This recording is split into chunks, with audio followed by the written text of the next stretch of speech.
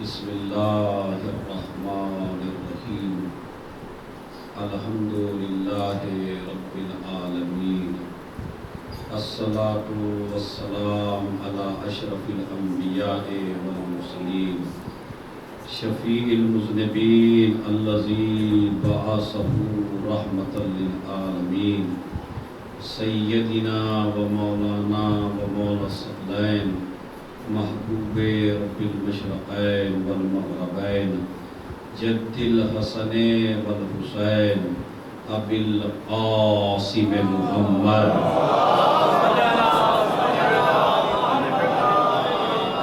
وعلی اہل بیتہ الطیبین الطاہرین المعصومین المظلومین الذین اذھب اللہ عنہم الرجس وَطَهَّرَهُمْ تَطْهِيرًا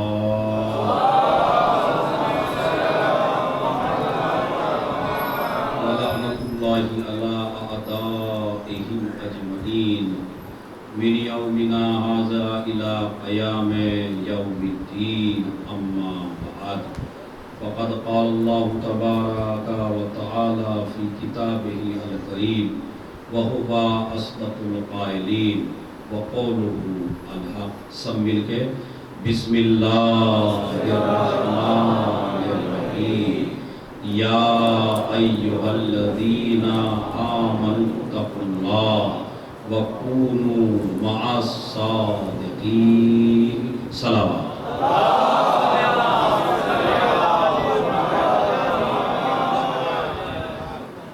موضوع گفتگو آپ حضرات کی خدمت میں عظمت حسین، مقصد حسین اور ہماری ذمہ داریاں۔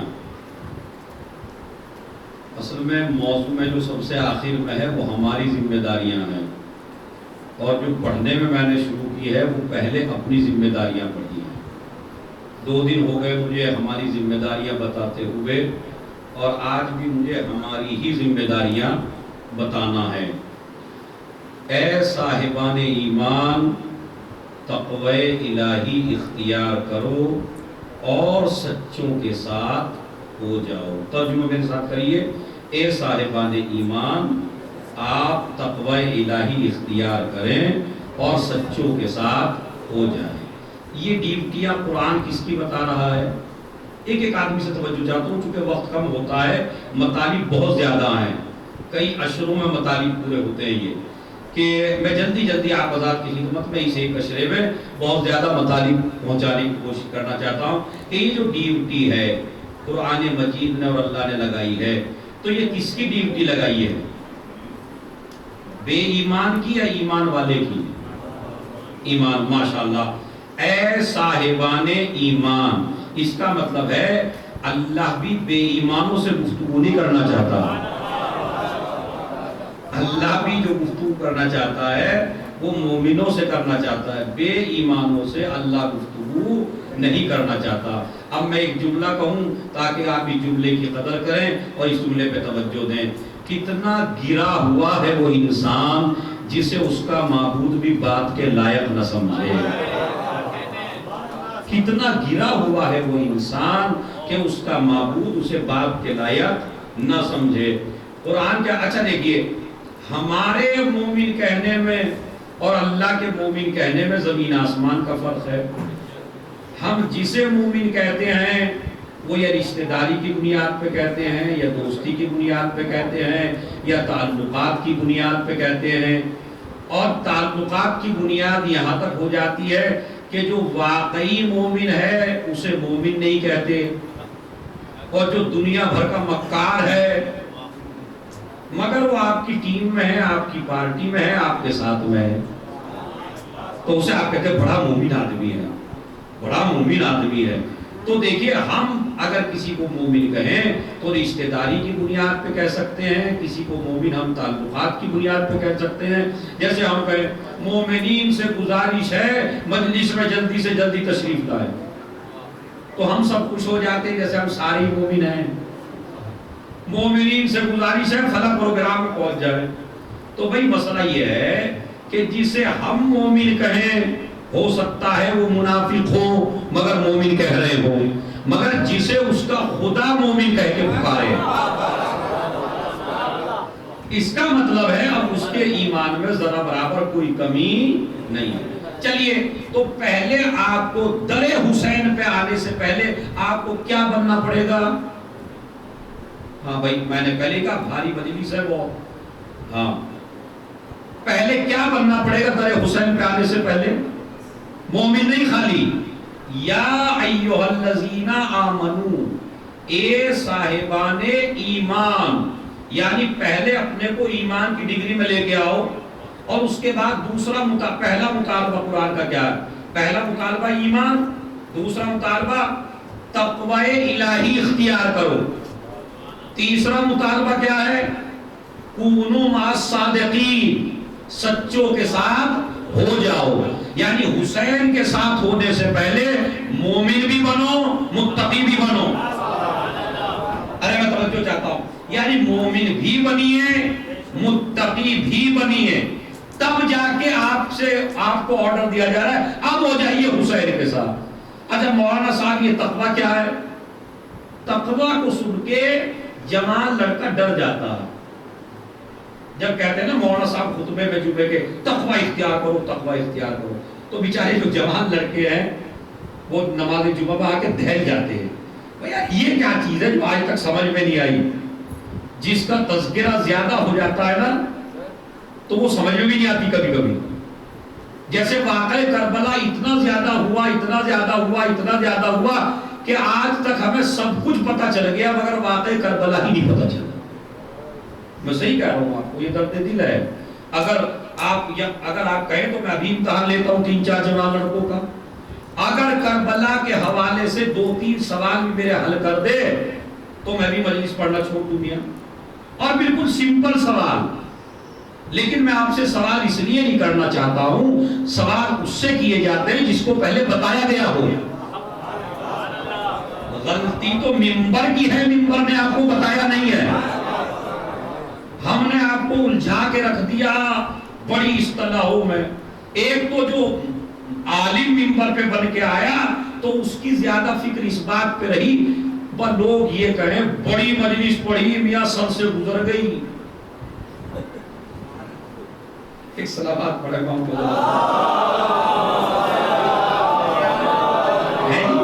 بات یہ ہے نا، ممبر پہ آنے والے بعض متقی، بعض پرہیزگار، ہو سکتا ہے کچھ ممبر والے دیکھ بھی رہے ہو تو بددعا بھی مجھے بہت دیں گے آدمی، بڑے متقی ایسے بیٹھے گے بن کے ممبر پہ، متقی پرہیزگار، اور ایسا لگے گا جیسے ان سے بڑا، اور وہ بھاری سے بھاری بناتے چلے جا رہے ہیں۔ مجمع بیچارہ وہ ہے جسے دین کی معرفت 0% ہے، اور آپ جو بحث کر رہے ہیں، اور اگر ان سے کہا جائے مولانا تھوڑا ہلکا کر دیجئے، وہ بڑی مجلس ہے، آپ کی مجلس کو سمجھنے کے لیے تو علم درکار ہے، بڑا پڑھنا پڑے گا، قبلہ آپ کی مجلس سب سے اونچی ہوتی ہے، سمجھ میں نہیں آتی۔ اچھا یہ بیچارہ خوش ہو جاتا ہے آپ کے یہ جملہ کہنے سے۔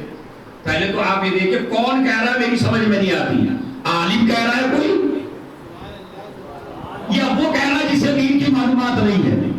تو میں اپنا معیار گھٹانے کے لیے تیار نہیں ہوں۔ خدا کی قسم منبر پہ آنے سے پہلے ہر خطیب کو نہج البلاغہ ضرور پڑھنی چاہیے۔ میرا مولا کہتا ہے کلموا الناس علی قدر عقولہم، لوگوں سے بات کرو ان کی عقلیں دیکھ کر۔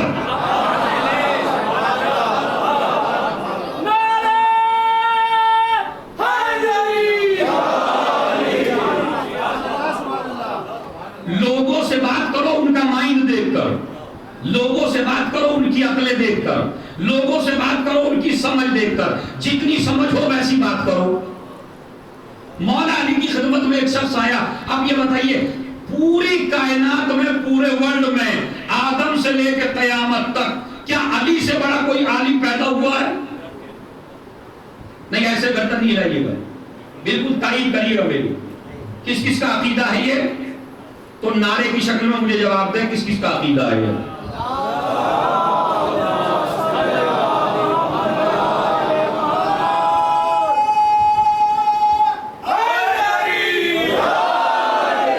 ماشاءاللہ سب کے ہاتھ اٹھ گئے، سب کے ہاتھ اٹھ گئے، مجھے معلوم ہو گیا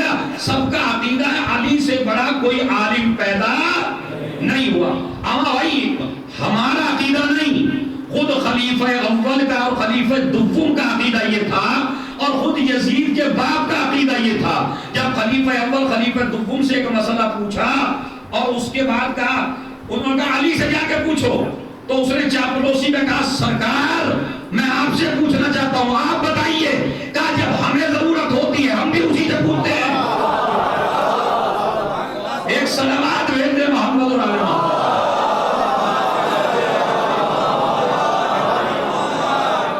میں صحیح کہہ رہا ہوں، ممبروں سے 7 سال میں نے مناظرہ پڑھا ہے، ایک ایک کتاب سے علماء سنت کی باتیں دوں اور کسی مجلس میں تجربہ بھی کرا دوں آپ کو حوالوں کے ساتھ. لیکن میرا موضوع یہ نہیں ہے، بتانا یہ ہے کہ تمام صحابہ کا نظریہ یہ علی سے بڑا کوئی عالم نہیں، تمام بنی امیہ کا نظریہ یہ علی سے بڑا کوئی عالم نہیں، تمام بنی عباس کا نظریہ یہ علی سے بڑا کوئی عالم نہیں، تمام آل محمد کا نظریہ یہ علی سے بڑا کوئی عالم نہیں. آل محمد کا نظریہ میں نے اس لیے کہا کہ ہمارے ہر امام کے سینے میں اتنا ہی علم تھا جتنا علی کے سینے میں تھا، مگر چونکہ باپ نے سنونی کہا اور بیٹوں نے سنونی نہیں کہا. ایک صلوات بھیج دیں محمد.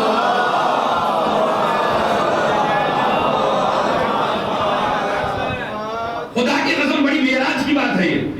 مجھے ایک دعویٰ دکھائیے آپ، امام حسن نے کبھی ممبر سے آ کے کہا ہوگا سلونی سلونی، امام حسین نے کبھی کہا ہو سلونی سلونی، امام زین العابدین نے کہا ہو، 11ویں نے کہا ہو، 12ویں نے کہا ہو.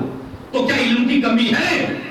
کہا نہیں، علم کی کمی نہیں ہے، علم تو وہی ہے جو علی کے پاس تھا. پھر کہتے کیوں نہیں ہو؟ کہا قیامت تک کے جوانوں کو ادب بتانا چاہتے ہیں، باپ کا ادب کیا ہوتا ہے. تھوڑا سا پڑھنے کے بعد جوان اکڑ جاتا ہے اور لفظ استعمال کرتا ہے جوان آج کا. بابا آپ تو پاگل ہیں، آپ کی سمجھ میں نہیں آئے گا.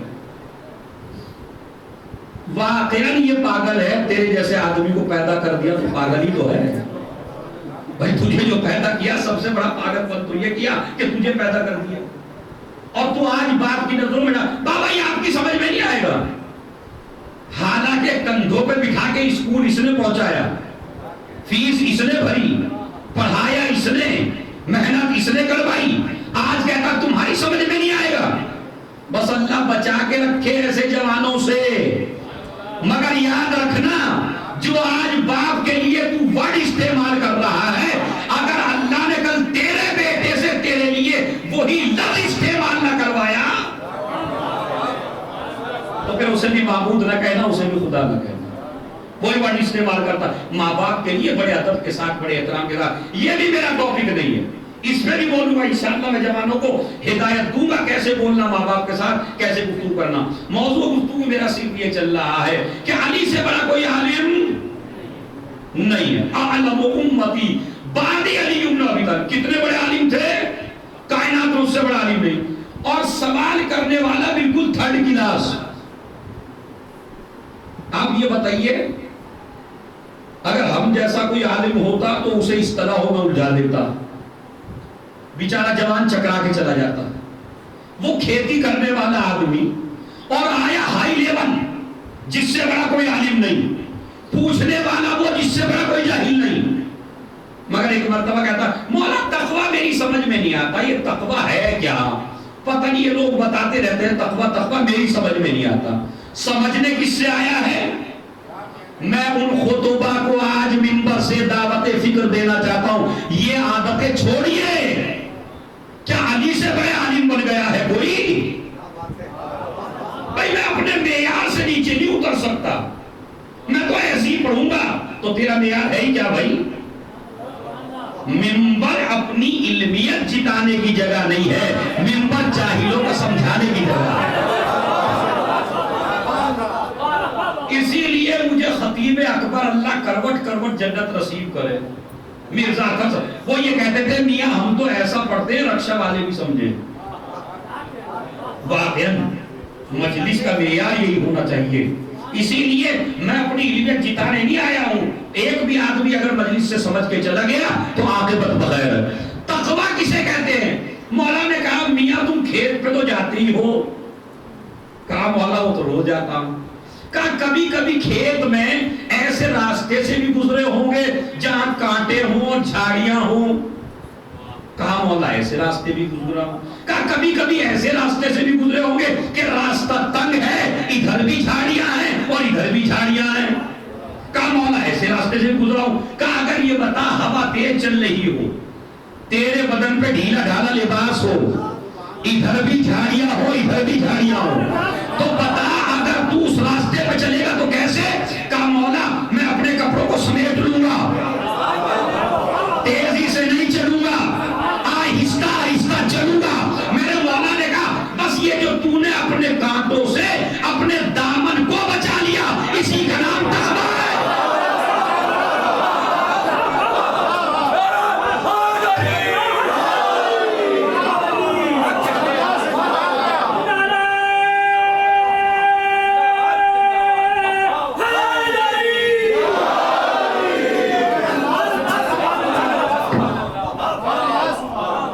ایک سلوات بھیج رہے ہیں محمد اور علی۔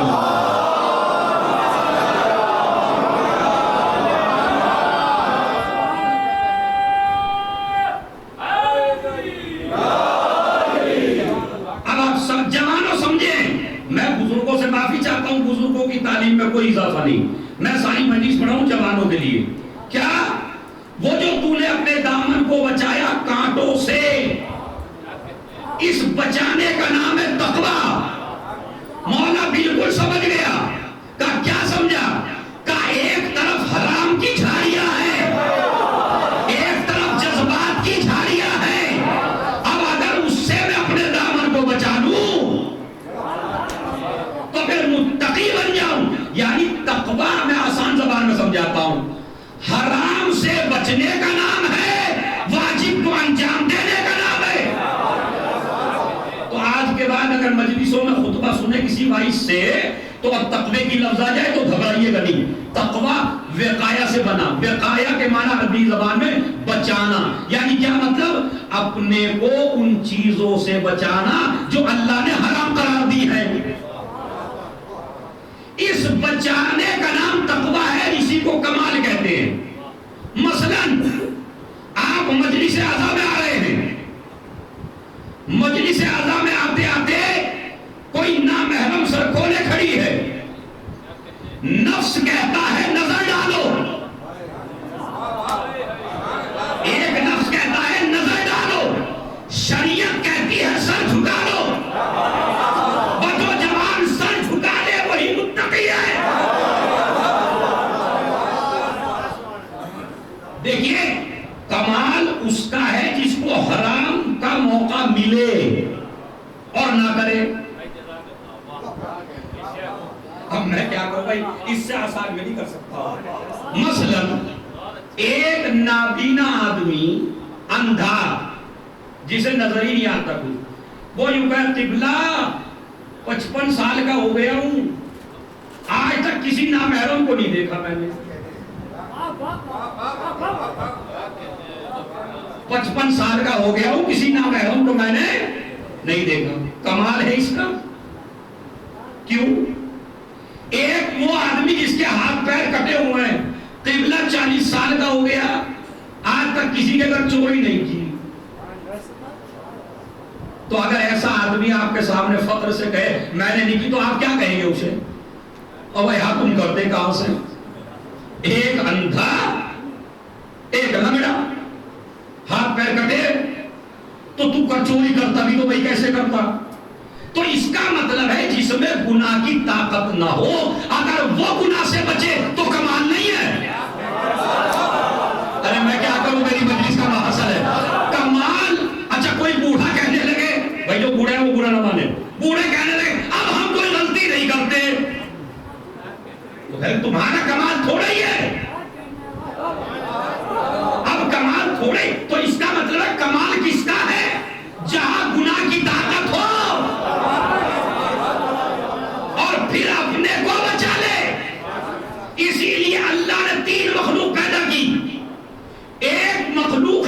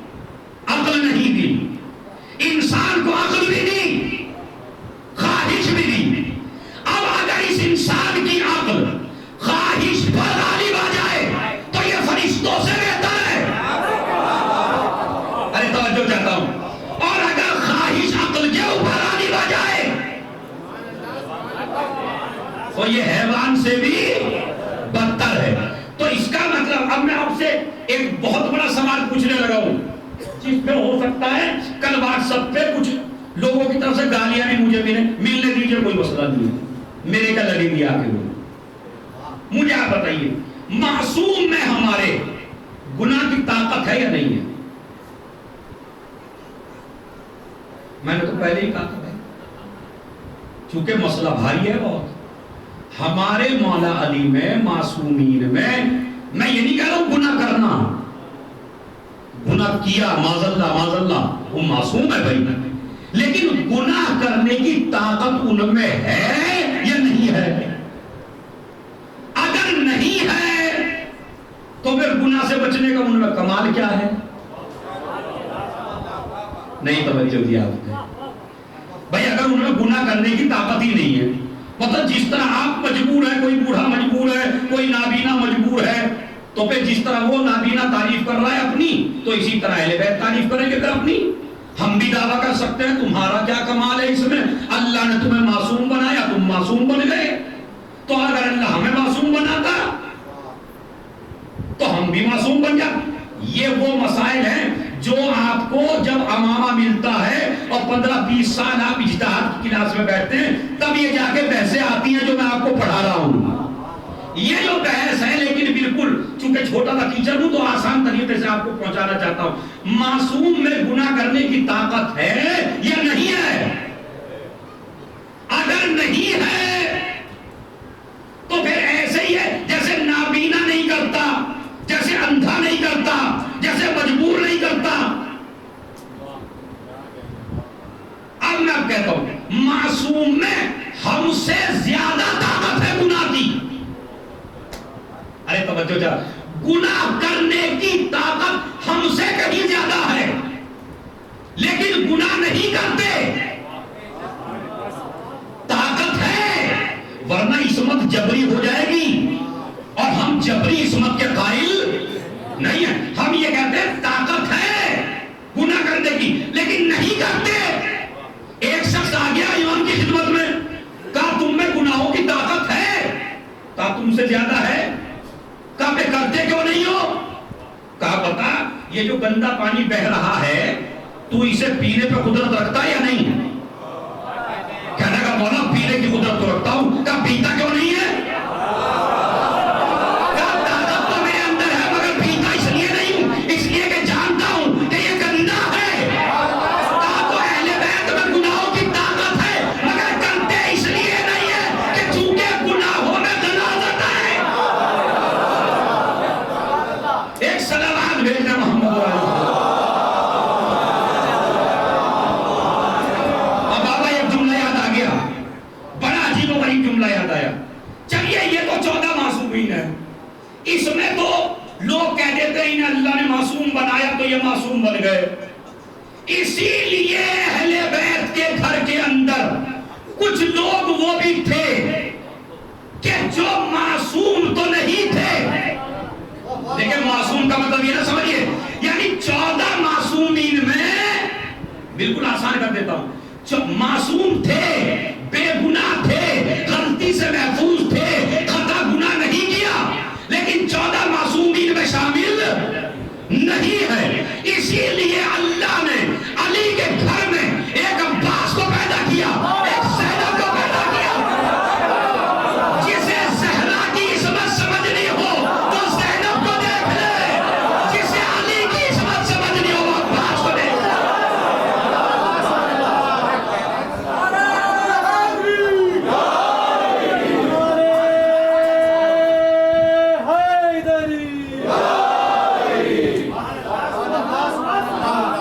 خیر مجھے بھی پسینہ آ گیا چونکہ بھاری باتیں تھی بھائی. ایک صلوات پڑھے محمد علیہ.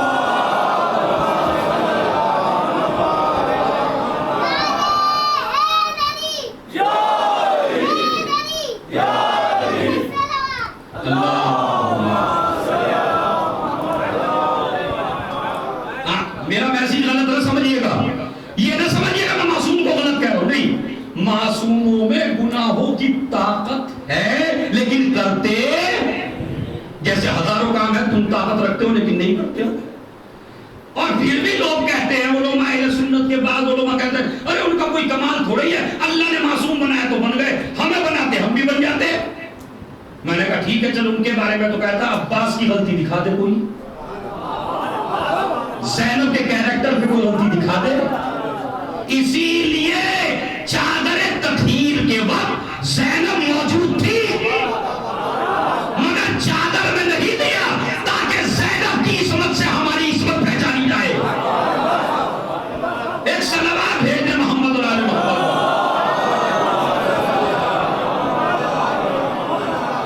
بس یا ایھا الذین آمنوا، اے صاحبان ایمان تقوی الہی اختیار کرو اور کیا کرو؟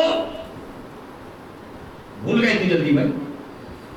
پہلا ایمان، دوسرا تقوی، تیسرا سچوں کے ساتھ۔ تو کیسے ہو جاؤ سچوں کے ساتھ؟ سچے کبھی جھوٹ نہیں بولے، تو جس دن میں جھوٹ بولتا اس دن سچوں کے ساتھ ہوں یا نہیں ہے؟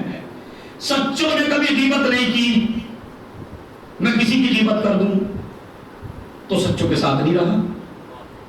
سچوں نے کسی کا مال نہیں چھینا، میں بھائی کی جائیداد رسوا لوں، سچوں کے ساتھ ہوں نہیں ہوں۔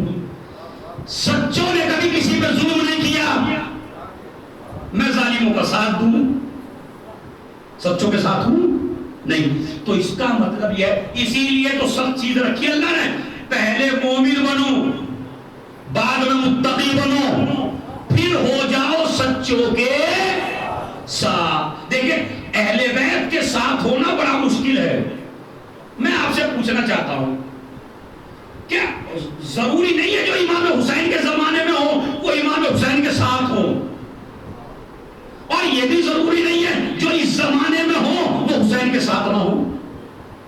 نہیں، ہو سکتا ہے یہ زمانے والا حسین کے ساتھ ہو اور حسین کے زمانے والا حسین کے ساتھ۔ کیسے بھی مثال دیتا ہوں، میں نے کہا مجھے پانی چاہیے، اب یہ بچہ بیٹھا ہے ہمارا حاضر، اس نے کہا قبلہ چاہتا تو بہت ہوں آپ کو، لیکن سردی بہت ہو رہی ہے، پانی نہیں دوں گا آپ کو۔ اچھا ایک وہ بیٹھے تھے ادھر وہاں بالکل کرسی پہ، اتباع سے سیدھ میں دادا ہی بیٹھے ہوں گے، سمجھ؟ اب وہ بیٹھے ہیں، انہوں نے کچھ سنا نہیں، بس میں نے کہا پانی، فوراً گلاس لیا اور مجھے پیش کر دیا۔ مجھے آپ یہ بتائیے دیکھنے میں قریب کون ہے میرے؟ یہ، اور وہ کون ہے؟ دور۔ حقیقت میں بتائیے میرے ساتھ کون ہے؟ جوانوں بہت بڑا مسئلہ آپ کی خدمت میں پیش کر رہا ہوں میں، وہ جو دور بیٹھا ہے وہ میرے ساتھ ہے یا جو قریب بیٹھا ہے وہ میرے ساتھ ہے؟ اب مجھے جملہ کہنا ہی پڑے گا تاکہ آپ کی نیند بھی قیامت تک اڑ جائے۔ بڑا جملہ وہ کیا ہے؟ ہم اسی لیے ہر صحابی کا احترام نہیں کرتے۔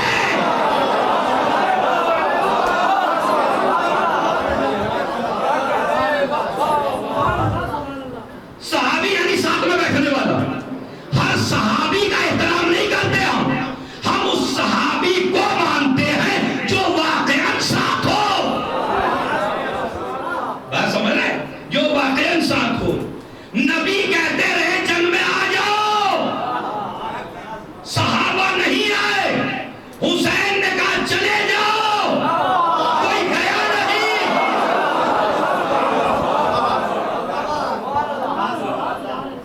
ہم پہ بڑا الزام ہے، صحابہ کو نہیں مانتے۔ اب ہم ویڈیو سن کے تو سر میں درد ہونے لگتا ہے، خدا کی قسم۔ سنیے آپ کیسے کہتے ہیں، وہ ہاں بڑے پتہ نہیں کیسی کیسی بحث کرتے ہیں، واقعی بڑا افسوس ہوتا ہے۔ سن لیجیے کیسے کیسے لفظ استعمال ہوتے ہیں اس پہ۔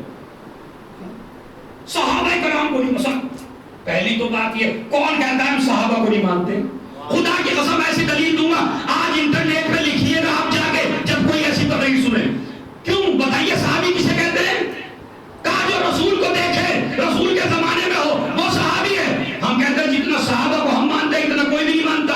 علی بھی صحابی، حسن بھی صحابی، حسین بھی صحابی، زکریا بھی صحابی۔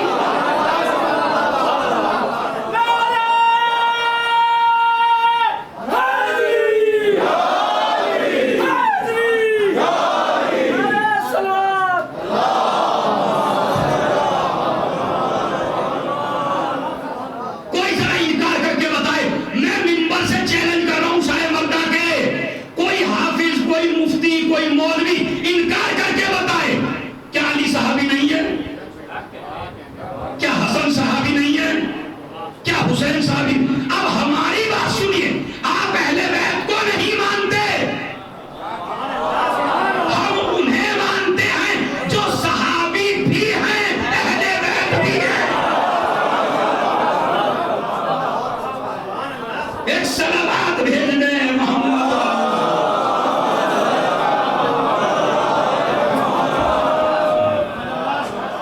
ایک مومنہ کو آج قتل کر دیا گیا سعودی عرب میں، شیعہ کو، بولنے والی کو، تقریر کرنے والی کو، سمجھ رہے آپ؟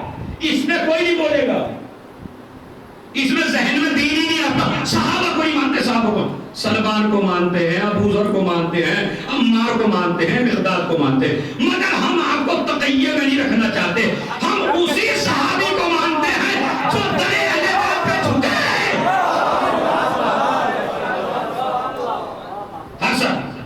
اسی لیے فتوے کو بازار گرم ہو جاتے ہیں۔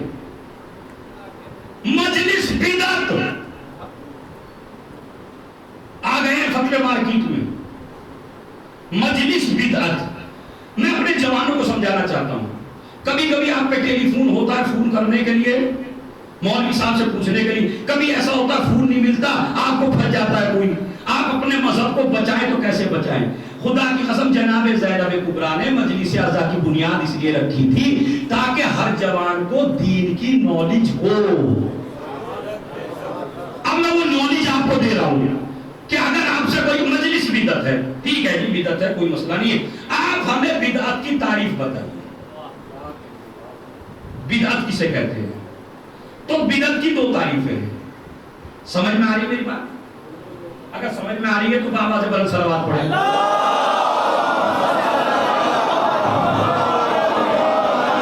نہیں، اس سے ایسا لگ رہا ہے جیسے آپ اچھی کہانی سننا چاہتے ہیں، بابا سے بلند صلوات۔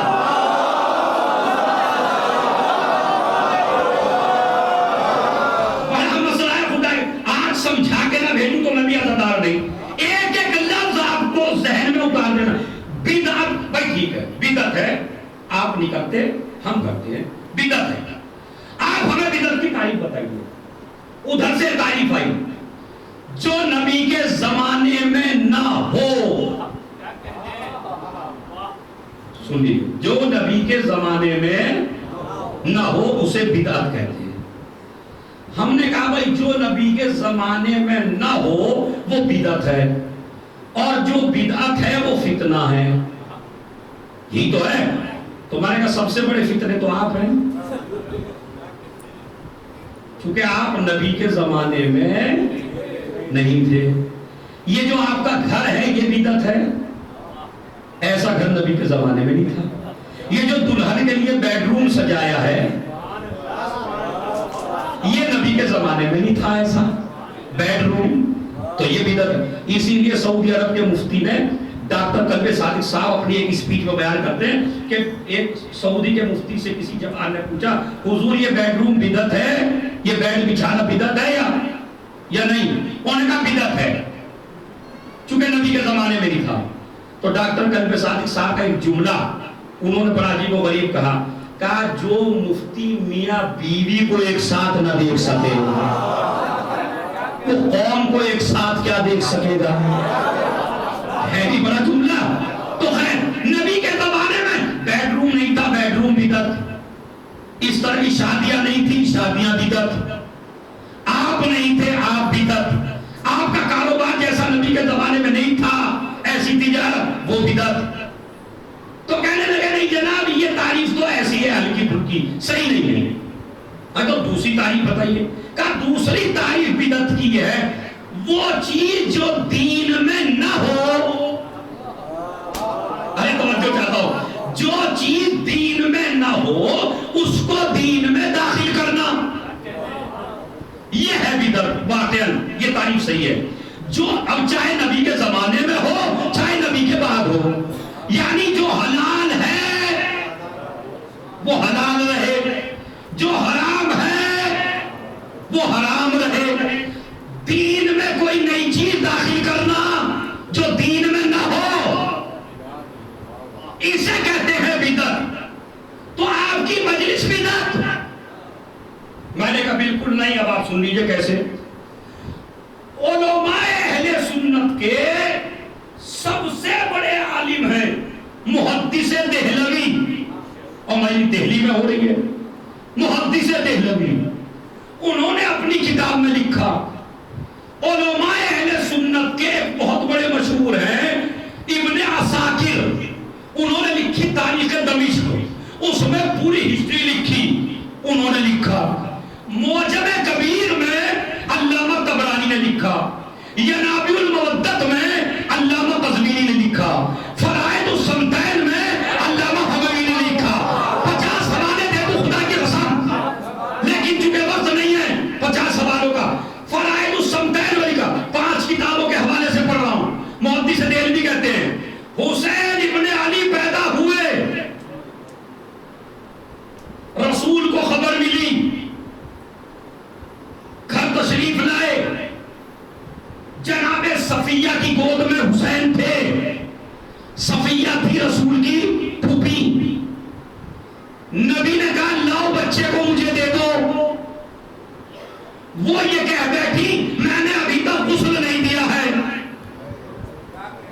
ہے شاہ مردہ میں کتنی پبلک آئے ذرا سنیں. میں نے غسل نہیں دیا ہے. رسول نے کہا یہ عام بچہ تھوڑا ہی ہے. ان اللہ قد نزہہ و طہرہ. ارے جسے خدا نے پاک کیا ہو.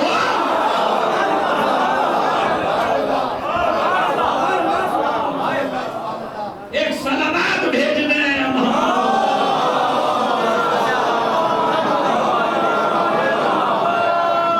اتنی بڑی بڑی باتوں پہ تو صلوات بہت اعلیٰ ہونی چاہیے.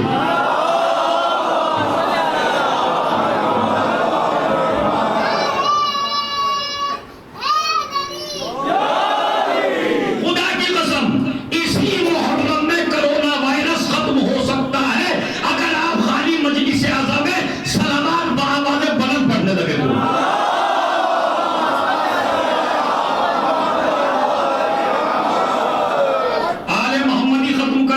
ڈاکٹر کے بس کی بات نہیں ہے. ہاں صفیہ نے کہا میں نے کہا اللہ نے جسے پاک کیا اس کے پاک کرنے کی ضرورت نہیں ہے. گود میں لیا.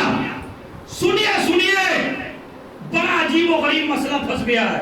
بدعت ہے نا تو ہم آپ کو سنت بتا رہے ہیں, بدعت نہیں ہے. کیسے؟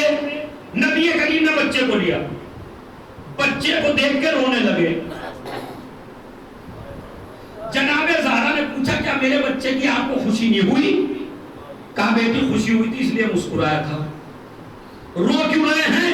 کہا مجھے جبرائیل نے خبر دی ہے اور یہ خاک دی ہے کہ تمہاری امت علماء اہل سنت کی 50 کتابوں میں یہ روایت موجود ہے. کہیں ام سلمہ سے ہے, کہیں جناب عائشہ سے ہے, کہیں جناب ام سلمہ سے ہے, کہیں صحابہ سے ہے, خلیفہ اول سے ہے, خلیفہ دوم سے ہے. اس سے بڑے حوالے کیا دیں آپ کی خدمت. ان سے یہ روایتیں موجود ہیں کہ نبی رونے لگے. میں آپ سے ایک سوال پوچھنا چاہتا ہوں, انشاءاللہ مجلس کے بعد مجھے بھی دعا دیں گے آپ. یہ بتائیے رسول جو رو رہے ہیں یہ رسول کی گود میں حسین زندہ ہیں یا شہید ہو چکے ہیں؟ میں کیا کروں جب آپ نہ پہنچے وہاں؟ بھائی حسین زندہ ہیں یا شہید ہو چکے ہیں؟ جواب دیجیے جلدی سے. زندہ ہیں تو پھر اس کا مطلب ہے وہ اعتراض بالکل غلط ہے کہ شہید زندہ ہوتا ہے, زندہ کا ماتم کیوں کرتے ہو؟ ارے نہیں بھائی, کہا جاتا ہے یا نہیں حسین تو شہید ہوئے, درجات بڑھے. اب میں یہ چاہنے والے نہیں ہیں جو ایسے ایسے اعتراض کر رہے ہیں, یہ اپنی جلن نکال رہے ہیں شیعوں سے. کیا کہتے ہیں؟ ارے شہید زندہ ہوتا ہے, زندہ کا ماتم نہیں کرتے. تو بتاؤ تمہارے علماء لکھ رہے ہیں حسین زندہ گود میں ہے یا نہیں؟ تو رسول روئے کیوں؟ اب میرا جملہ قیامت تک کے لیے تاکہ دلیل بن جائے. اگر شہادت سے پہلے رونا سنت نبی ہے تو شہادت کے بعد بھی سنت ہے.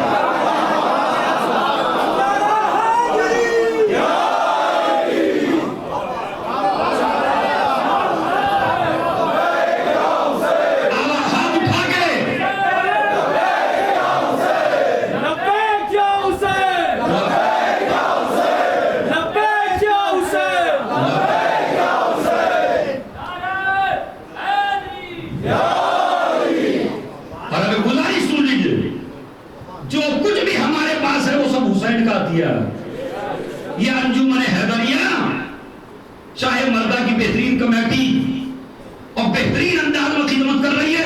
اور ان کے پروف میں اور کوئی چیز تو نہیں کہہ سکتا, لیکن اتنا کہہ سکتا ہوں کہ مجالس کہیں ہو رہی ہو نہ ہو رہی ہو لیکن انہوں نے تمہیں کرا کے دکھا دی. اس سے بڑی دلیل تو بھائی کچھ اور کہوں گا تو ہو سکتا ہے انہیں بھی کچھ دے دیا ہوگا. اس لیے میں ایسا پروف دوں جس کو آپ انکار ہی نہ کر سکیں کہ جو کوئی نہ کرا سکا دلی میں وہ انہوں نے کرا دیا.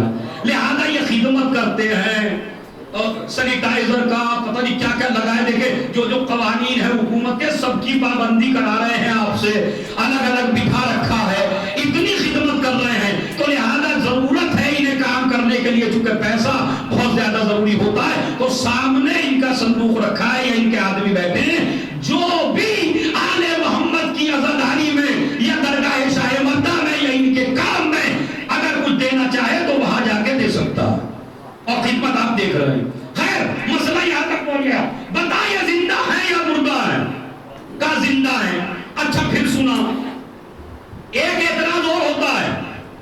میرے مولا نے میرا ذہن کیوں موڑ دیا آج اس طرف.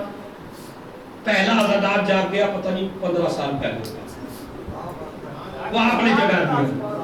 لیکن کیوں مگر ضرورت ہے چونکہ آج میں نے ایک دو کلپ ایسی سن لی میرا دماغ خراب ہو گیا. سمجھیے کیا ایک اعتراض اور ہوتا ہے. یہ شیعہ بالکل غلط کام کرتے ہیں, نحوست پھیلاتے ہیں. کیوں بھائی؟ محرم سال کا پہلا مہینہ ہے, نیا سال ہے, نئے سال کی ابتدا خوشی سے کرو تو سال بھر خوش رہو گے. ہمارا سال جو ہے جنوری سے شروع نہیں ہوتا اسلامی, وہ کب سے شروع ہوتا ہے؟ محرم سے. تو جب محرم کا نیا سال ہے تو خوشی سے مناؤ. آپ ادھر انہوں نے چاند دیکھا, ادھر انہوں نے پیٹنے پر ہو گئے, تو یہ تو کرونا پھیلے گا. پھر جب یہ اتنی نحوست پھیلاتے ہیں کہ سال کی ابتدا رو کے کرتے ہیں. میں نے کہا بھائی یہ سنت نبی ہے. یہ کون سی سنت نبی ہے رونا؟ میں نے کہا یہ بتا سال کا آغاز زیادہ بہتر ہے یا دنیا کا آغاز؟ ارے نہیں توجہ دیا آپ نے. دنیا کا کہنے کا دنیا کا آغاز.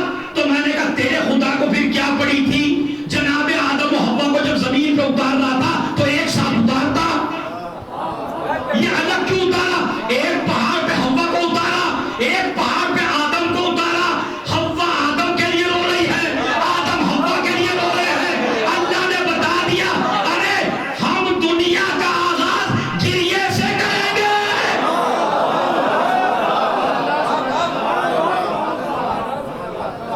چلیے مفتی صاحب یہ تو دنیا کا آغاز رو کے کیوں کروایا تمہارے خدا نے؟ اور جب آپ پیدا ہوئے تھے, جب آپ پیدا ہوئے تھے تو آپ پیدا ہو کے ہنسے تھے یا روئے تھے؟ کیا کیا تھا آپ نے؟ خدا کی قسم اگر بچہ نہ روئے تو ماں باپ رونے لگتے ہیں. یہ بچہ زندگی کا آغاز کر رہا ہے تو رو کے کیوں؟ آپ ہنس لیتے. کہا نہیں جو ابتدا میں ہنستا ہے وہ مانا جاتا ہے دماغ خراب ہے اس کا, بچہ صحیح دماغ کا نہیں ہے. تو اللہ نے دنیا کا آغاز بھی کرایا گریے سے, تیری زندگی کا آغاز بھی کروایا گریے سے, تاکہ جب دونوں طرف سے تو گریہ سمجھ لے تو کبھی بدعت نہ کہنا. چلیے بچہ روئے. اور ایک وقت میں تو میاں ایسا تھا کہ اگر بچہ ہنسے تو ماں دودھ نہیں دیتی. بتائیے اگر بچہ ہنسے تو ماں بھی دودھ نہیں دیتی. جہاں رویا فوراً جلدی سے بڑھی دودھ کا انتظار کرنے کے لیے. میں نے کہا ہنس کے مانگ لیتے ہیں, کمال کا مسئلہ ہے. ارے میاں جب معصوم تھے, جب بے گناہ تھے تو ہر چیز کا سوال رو کے کرتے تھے. جس طرح بچہ روتا ہے تو ماں کو جوش آتا ہے, بندہ روتا ہے تو خدا کو جوش. ایک صلوات بھیج دیں.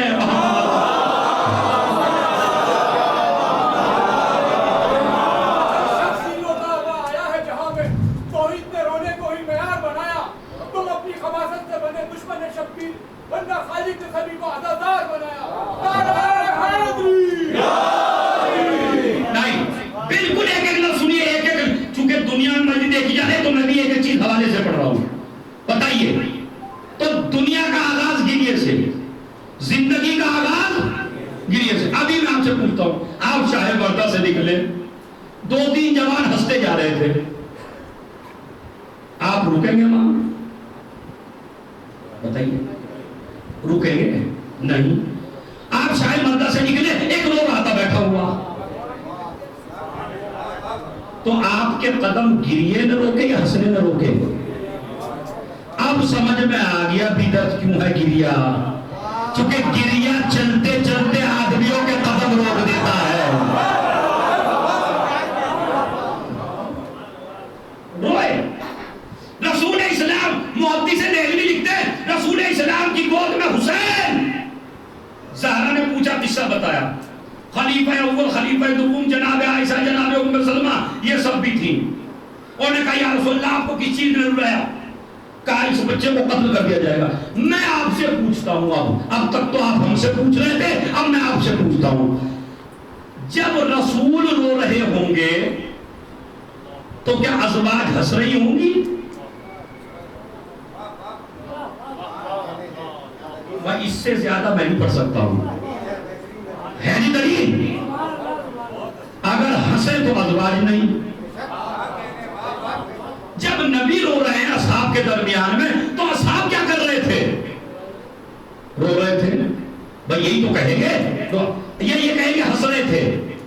اگر آپ کہیں گے ہنس رہے تھے تو یہ صحابی نہیں اور وہ ازواج نہیں, اور اگر ہنس رہے تھے تو یہ نبی کے چاہنے والے نہیں, اور اگر نبی بیان کر رہے تھے اور یہ رو رہے تھے تو مجلس بتا پھر کس چیز کا نام ہے؟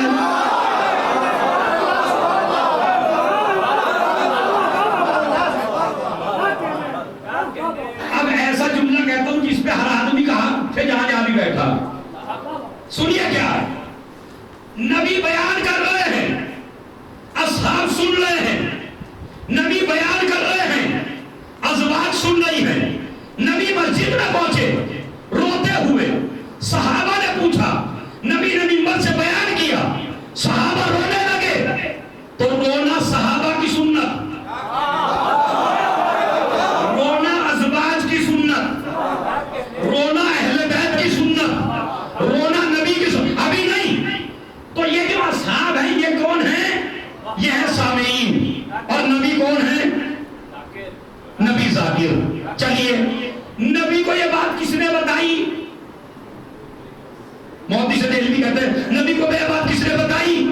کہا جبرائیل نے. تو جبرائیل بیان کر رہے ہیں, نبی سن رہے ہیں. تو نبی سامع یعنی سننے والے, اور جبرائیل ذاکر. اگر جبرائیل کو کہاں سے پتہ چلی؟ اللہ نے بتائی. تو اللہ ذاکر, جبرائیل سننے والا. تو اس کا مطلب ہے اللہ کا پہلا ذاکر اللہ, حسین کا پہلا ذاکر اللہ, دوسرا ذاکر جبرائیل, تیسرا ذاکر پیغمبر. تو اس کا مطلب ہے مجلس کرنا اللہ کی سنت, فرشتوں کی سنت, نبی کی سنت, اصحاب کی سنت,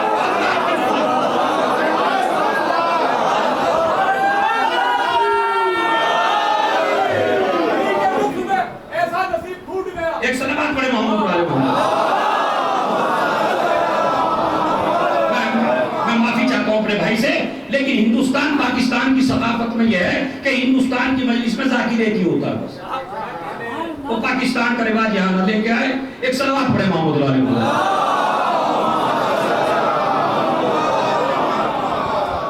مجھے پڑھنے دیں کیونکہ وقت بھی کم ہے اور جلدی جلدی باتیں بیان کرنی ہے. تو مجلس کرنا دوسرا اس سے بڑا جملہ سنیے. شرک کسے کہتے ہیں؟ اللہ کے کام میں کسی کو شریک کرنا. بدعت تو میں نے منع کر دیا, بدعت تو ہے نہیں, میں نے ثابت کر دیا سنت ہے.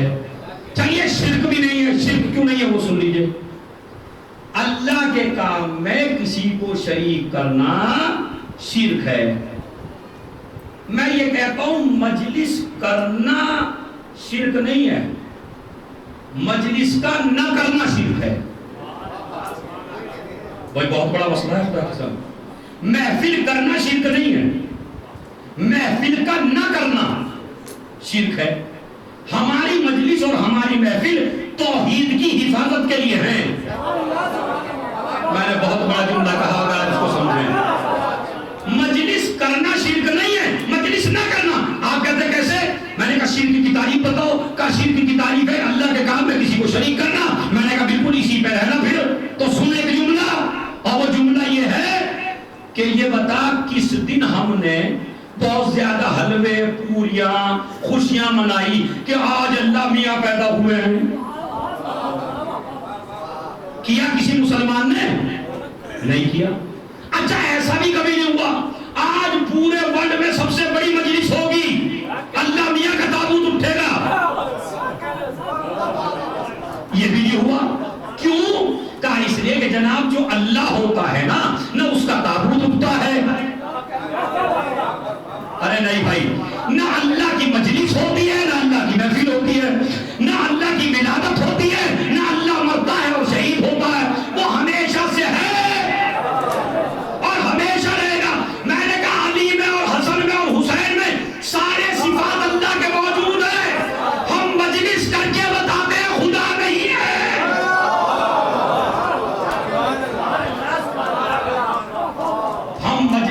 کے بتاتے ہیں یہ خدا، اگر خدا ہوتے تو تابوت ہم، اگر خدا ہوتے تو ہم ان کی ولادت پہ جشن نہ مناتے. تو اس کا مطلب ہے منانا شرک نہیں ہے،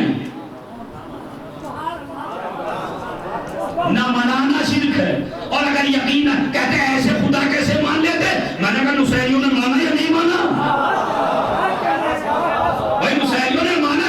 ہم مجلس اور محفل کر کے بتاتے ہیں یہ آل محمد ہے، یہ خدا نہیں ہے. تو ہماری مجلس بھی حفاظت کے لیے توحید کی اور ہماری محفل بھی توحید کی حفاظت کے لیے. بس عزیزو، یہ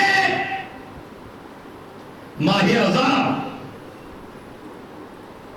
اور اس ماہ رضا میں جوانوں کو بڑے ادب کے ساتھ سب سے پہلی گزارش، جیسے میں نے بتایا تھا جب مجلس میں آئیے جوانوں تو نیت کر کے آئیے، اپنے بزرگوں کی نیت کیجئے، خالی نیت نہ کرنا، نیت کے بعد وضو کرنا ہے. جب مجلس میں آئیے تو وضو کر کے آئیے، با وضو آئیے. کل انشاءاللہ وضو کا بھی طریقہ میں ممبر ہی سے بتاؤں گا، چونکہ جب ممبر خطبے میں بتایا جاتا ہے جمعوں کے یا مسجد میں تو اس میں کوئی ہوتا ہی نہیں ہے، اور جو ہوتے ہیں بیچارے پہلے سے انہیں پہلے سے پتا ہوتا. اور جب میں وضو کا طریقہ بتاؤں گا تو آپ کو ایسا لگے گا ہاں کہیں نہ کہیں ہم سے غلطیاں ہو رہی ہے، اس لیے بتانا ضروری ہے. تو آئیے وضو کر کے آئیے، نیت کریے وضو کر کے آئیے. تیسرا کام، ہر لباس میں نہ آئیے. مجلس چونکہ عبادت ہے تو عبادت سمجھ کے آئیے. یہ نہیں رات کا جو ٹراؤزر ہے پہننے کے لیے وہ استعمال کر، جاب پہ گئے تو بڑا قیمتی لباس، بڑا صاف ستھرا لباس پہنے، اور مجلس میں آئے تو رات کو سونے والا ٹراؤزر. کیا سمجھ رہے ہیں آپ؟ یہ حسین ابن علی کا اسٹیج ہے میاں، سنبھل کے آئیے. آفس میں نجاست کی حالت میں جایا جا سکتا ہے، مجلس میں نجاست کی حالت میں نہیں آیا جا سکتا. یہ دربار حسینی ہے. یہ مجلس اعلیٰ آپ کو اتنا اعلیٰ بنا دیتی ہے کہ جہاں فرشتے بیٹھتے ہیں وہی تم بیٹھتے ہو. کتنے بڑے بن جاتے ہو تم. جہاں انبیاء آ کے بیٹھے، جہاں معصومین آ کے بیٹھے. اسی لیے تو جب کربلا کے بعد زہری نے کہا مولا سجاد میرے گھر میری بیٹی کی شادی ہے، تو امام نے فرمایا ہم کربلا کے بعد کسی شادی میں نہیں جاتے. اس نے کہا مولا میں شادی نہیں کروں گا اپنی بیٹی کی اگر آپ نہیں جائیں گے. کہا تو پھر ایسا کر ایک مجلس عزا کر. اسی لیے ہو سکتا ہے جوانوں کو معلوم نہ ہو، میں نالج دوں. جب نئی شادی ہوتی ہے نا آپ کی، جب آپ میاں بیوی بنتے ہیں اور آپ کی شادی ہوتی ہے تو ہمارے یہاں رواج ہے کہ ہم ایک مجلس کراتے ہیں جس میں دلہن کو لے جاتے ہیں، یا مجلس ہم شادی سے پہلے کرا دیتے ہیں، ایک دن پہلے. کچھ لوگ بعد میں کراتے ہیں، کچھ پہلے کرا دیتے ہیں. کیوں؟ سنت امام سجاد ہے.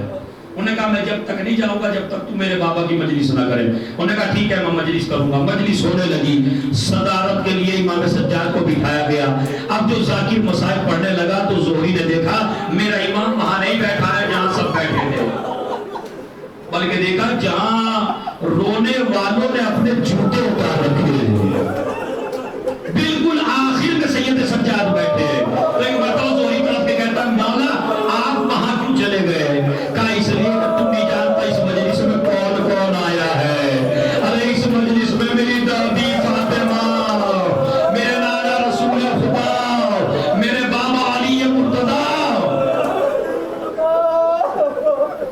کتنی قیمتی ہے مجلس، انشاءاللہ کل بتاؤں گا آپ سے. موضوع گفتگو ادھورا رہ گیا، سچوں کے ساتھ کیسے ہونا ہے.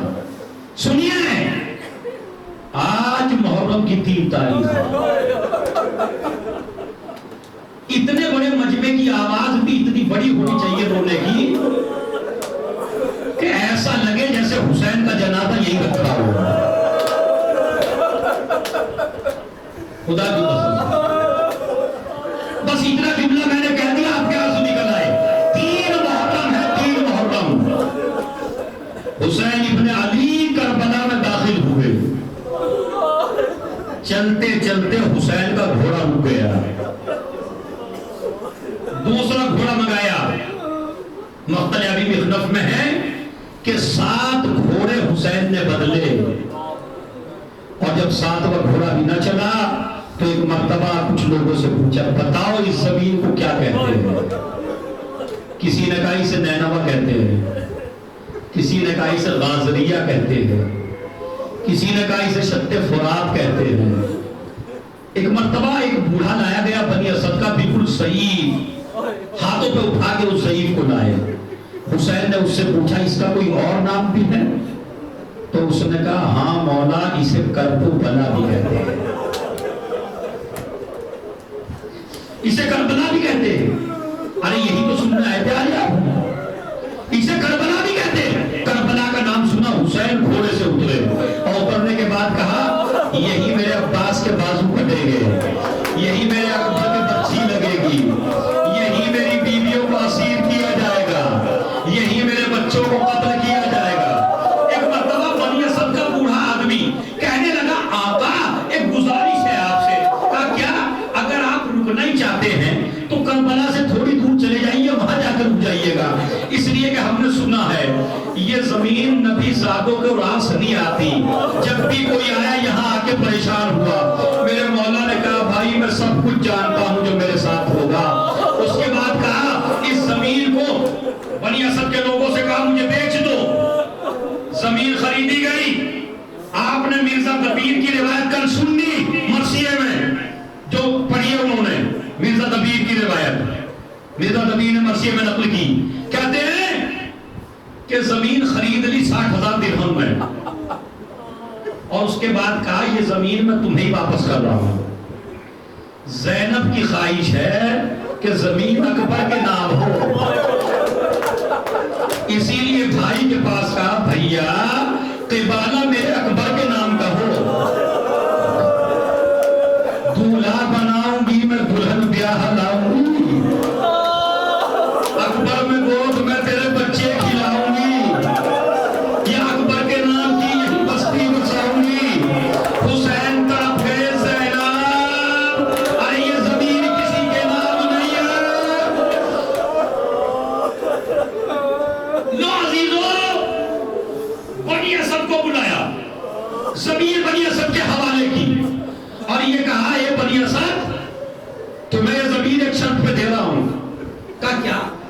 جب سے میں یہ روایت پڑھے ہوں خدا کی قسم مقتل میں، تب سے ایک عجیب سی کیفیت پیدا ہوتی ہے دل میں۔ پتہ ہے کیا کہا؟ ایک شرط پہ دیتا ہوں۔ کہا کیا شرط ہے؟ کہا جب میری زیارت کرنے والے کربلا میں زیارت کے لیے آئے تو انہیں 3 دن مہمان رکھنا۔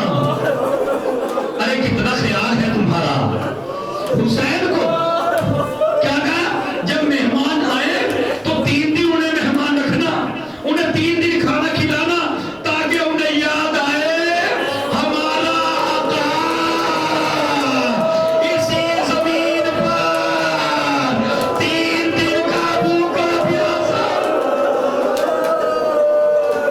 اے بنی اسد،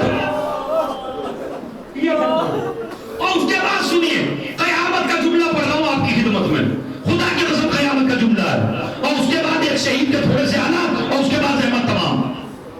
کہتے ہیں بنی اسد کو بلایا، بلا کے کہا بنی اسد کے مردوں کو دیکھو جب ہمیں قتل کر دیا جائے اور 11 محرم کو یہ لوگ چلے جائیں تو تم آ جانا، ہمارے بے گور و کفن لاشیں کو کفن دے دینا اور ہمارے لاشوں کو دفنا دینا۔ نہیں یہی تک ابھی آپ متوجہ ہوئے تھوڑے سے، کتنی خواہش ہے مجھے دفن کیا جائے، میرا کفن ہو۔ اس کے بعد کہا تم چلے جاؤ اپنی عورتوں کو بھیج دینا۔ انہوں نے اپنی عورتوں کو بھیجا۔ ایک مرتبہ کہا اگر تمہارے مرد نہ آ سکے ڈر کے مارے تو تم رات کے وقت آ جانا، ہم پہ گریہ کر لینا، ہمارے لاشوں کو کسی سے دفنا دینا۔ ارے نہیں ابھی بھی نہیں رویا، میں جو جہاں لانا چاہتا ہوں نا ایک ایک آدمی سردی پہ روئے گا۔ اس کے بعد جو حسین نے کہا کہ تم اپنے چھوٹے چھوٹے بچوں کو بھیج دینا، چھوٹے چھوٹے بنی اسد کے بچے آئے، حسین نے ان کو سینے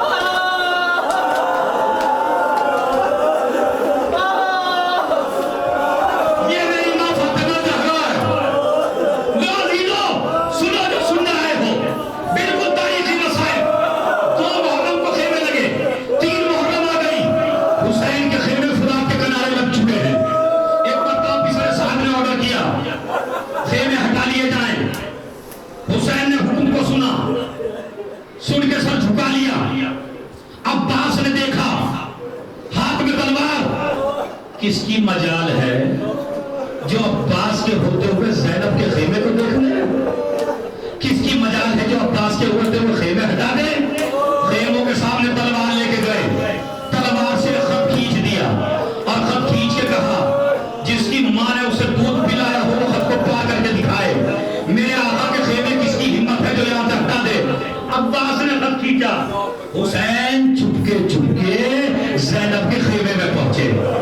زینب نے بھائی کا سر جھکا ہوا دیکھا، میرے ماں جائے، میرے شبیر، میرے حسین، اے میرے بھائی تیرا سر کیوں جھکا ہوا ہے؟ کہا زینب عباس کو جلال آ گیا۔ کہا بہن ظالم کہہ رہا ہے خیمے ہٹاؤ، عباس کہتے ہیں خیمے نہیں ہٹیں گے۔ ایک مرتبہ کہا زینب نے بھیا آپ کی مرضی کیا ہے؟ کہا زینب میری مرضی ہے خیمے ہٹا لیے جائیں۔ کہا تو بھیا عباس تو غلام ہے تمہارے، ارے اگر کوئی چیز عباس سے کہو گے تو نہ مانے، تمہارا غلام ہے، غلام سمجھتا ہے اپنے آپ کو، کہو عباس سے۔ کہا زینب مجھے شرم آتی ہے، مجھے عباس کو کہتے ہوئے شرم آتی ہے۔ کہا کیوں؟ کہا اس لیے کہ جب میں اپنے بھائی حسن کا جنازہ لے کے چلا اور میں نے نانا کے پہلو میں دفن کرنا چاہا اور ظالموں نے تیر برسانے شروع کیے تو میرے عباس کو جلال آ گیا، عباس نے تلوار کو نکال لیا، میں نے پشت میں ہاتھ رکھا، عباس مدینہ ہے کربلا نہیں ہے۔ اے زینب جب مدینے میں ولید نے کہا، مروان نے کہا حسین کو قتل کر دو، عباس دربار میں داخل ہو گئے، تلوار اٹھا لی، میں نے کہا عباس مدینہ ہے کربلا نہیں ہے۔ اب کہتا ہے میرا مولا ارے زینب اب تو کربلا آ گئی، ارے اپنے بھائی کو سمجھاؤں تو کیسے سمجھاؤں؟ زینب تم بلا لو، اکبر کو بھیجا، جاؤ علی اکبر عباس کو لے کے آؤ۔ علی اکبر چلے، پھوپھی اماں نے بلایا ہے، چچا اور ایک جملہ اور کہہ دینا، خدا کی قسم 3 محرم کو جتنا گریہ کرتے ہیں اسی جملے کے لیے